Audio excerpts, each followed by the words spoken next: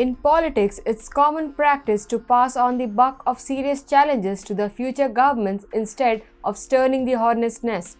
Putting an end to this regressive thinking, the Modi government has been tackling problems that are plaguing our nation head-on. The prominent being the menace of placate for the demand of the radical fringe elements rather than improving social parameters of everyone in the community. PM Modi has been ushering in new change through two steps. First, he follows a vision to achieve saturation of every welfare scheme. At the same time, the government is making sure that everyone follows the rules and respects other people's rights. The recent example of nullifying the regressive order of the previous UPA government is a testament of this well-established policy now. Thank you for joining me today. My name is Sabita Mishra and this is TFIPost. Recently, the Union Minister of Housing and Urban Affairs denotified 123 properties in Delhi as properties of the Delhi Waqf Board. The Land and Development Office under the ministry wrote a letter to the Delhi Waqf Board chairman Amanatullah Khan. The letter stated that it had constituted a two-member committee to look into the matter of denotified Waqf properties. Further, the Land and Development Office in the letter stated that it had formed his two-member committees as per 2014 order by Delhi High Court. The two-member committee was headed by retired Delhi High Court Judge S.P. Garg and included retired SDM Radha Charam as the other member. This stern action against illegal encroachment and usurping of public property was conveyed by posting these orders outside these 123 properties in question. The said properties include mosques, dargahs and cemeteries. The notices pasted outside these properties included the submission of the report that was submitted by the court-appointed two-member committee. The report stated that, as per terms of reference, the committee gave ample opportunity to Delhi Waqf Board, the main stakeholder in the matter.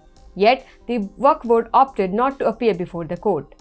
While absolving Delhi Waqf Board from the matters, the letter submitted by the two-member committee also directed to carry out physical inspection of these 123 properties. The letter said, I am quoting, "It is evident that Delhi Waqf Board does not have any stake in the listed properties. Neither they have shown any interest in the properties or filed any objections or claims. It is therefore decided to absolve Delhi Waqf Board from all matters pertaining to 123 Waqf properties. Physical inspection of all 123 properties shall also be carried out." Congress and AAP leaders are notorious for crying foul over anything and everything. Ironically, the AAP leaders have suffered terrible humiliation in this case as they did during the alleged EVM tampering fiasco. When asked to substantiate their claim by hacking EVM machine, they were left red-faced, and then the same is clear with this Waqf property usurping case.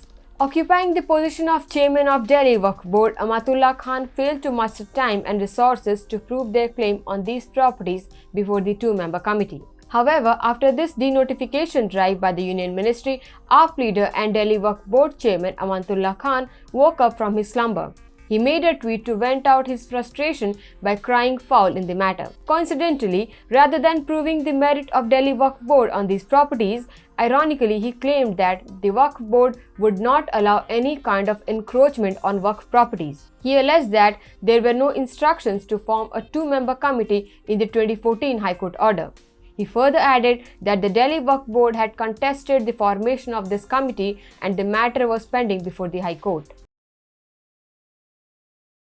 The UPA administration denotified these 123 premium properties on March 5, 2015, thereby legitimizing the Waqf Board's unlawful property appropriation. Documents reveal that 62 of these properties were with the Delhi Development Authority, whereas 61 were with the Land and Development Office, both under Union Urban Development Ministry. It must be highlighted that Kamal Nath served as the ministry's director at the time the cabinet authorized the move.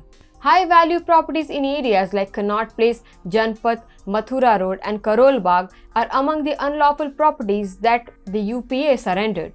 By surrendering these ownership rights, the Delhi Waqf Board was able to construct on and renovate these properties. This obvious appeasement strategy, however, was quickly challenged in court. The UPA surrender was challenged in the Delhi High Court by the Indraprasth team of the Vishwa Hindu Parishad. The UPA government was accused by the VHP of showing undue favor to the minority group. The VHP appeal was dismissed by the High Court in August 2014. asking the Union Government's Land and Development Office make suitable judgments after consulting with the parties involved. But the court strongly ordered to maintain the status quo, preventing the assets from coming under Delhi Waqf Board's illegitimate authority. The Union Government set up one-person committee in this topic in 2016. In 2017, it handed its report.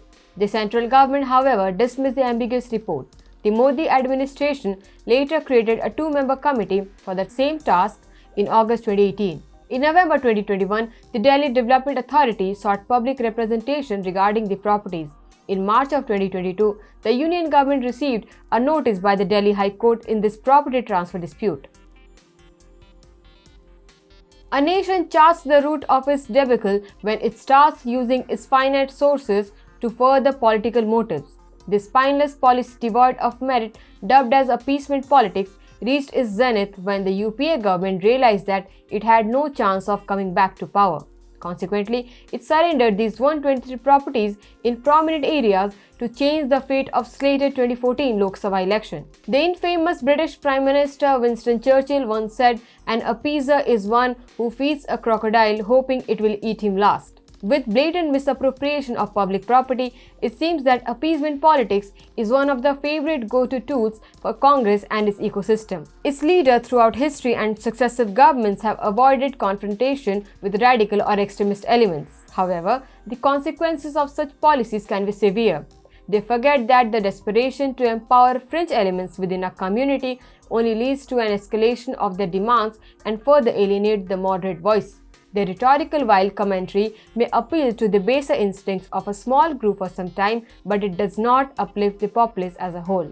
Instead of caving to the demands of vocal minority, the leaders should strive to build consensus and work towards the betterment of all citizens. Appeasement politics may provide a temporary respite, but is not a sustainable solution in the long run.